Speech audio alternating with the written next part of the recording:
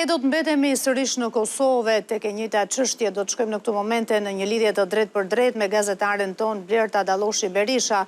Blerta, çfarë do të ndodh tani? A pritet ta marrë në konsiderat presidenti Osmani propozimin e Kurtit?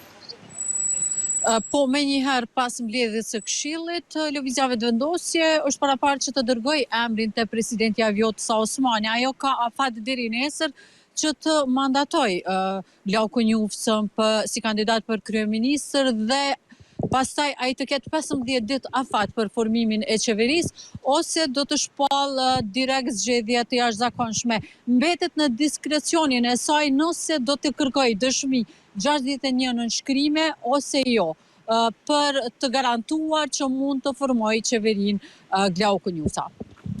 Qartë, Blerta, të falenderoj për këtë raportim nga Prishtina, ndërkohë ne do të ecim më tej.